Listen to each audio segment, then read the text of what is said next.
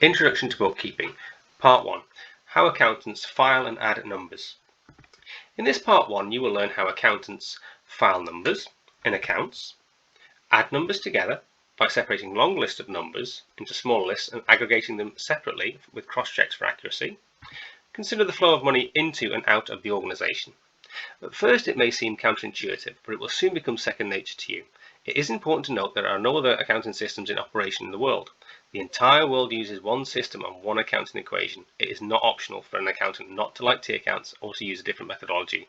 You'll be much happier in your studies and in life in general if you resign yourself now to your enjoyment of the perfection of the double entry bookkeeping system. Chapter 1. What is double entry bookkeeping? The accounting equation.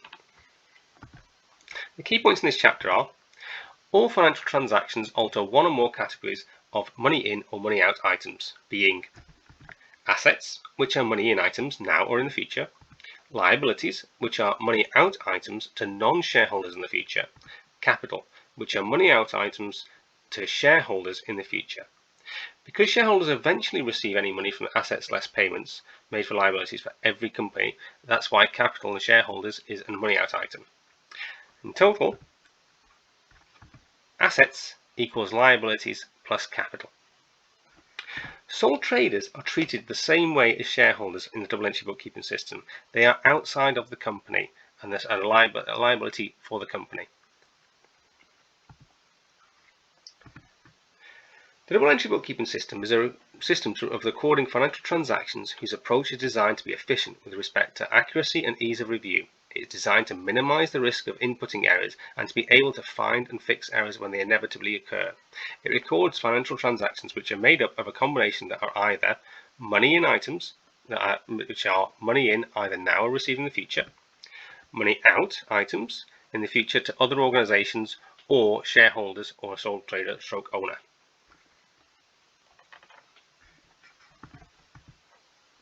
So in that way, a company is rather like a box. Inside the box are what the company owns. This is money now or money in the future, and these are called assets. So it could be cash, it could be vans, it could be stock, it could be computers, it could be money owed from customers, debtors, it could be anything. Anything that's money now or will be converted into money in the future, those are assets. All the money that the company owns has to go to somebody. These are called money out items, and they're liabilities. They're outside of the box. So they are liabilities to either companies which are not owned by the shareholders, so organizations not owned by the shareholders, so they could be the bank loans, and they could be suppliers.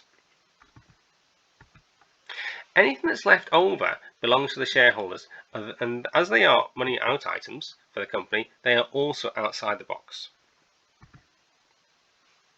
This would be shareholder investors like pension schemes and what have you, or it would be a sole trader as well. And so the sole trader also represents liabilities for the company.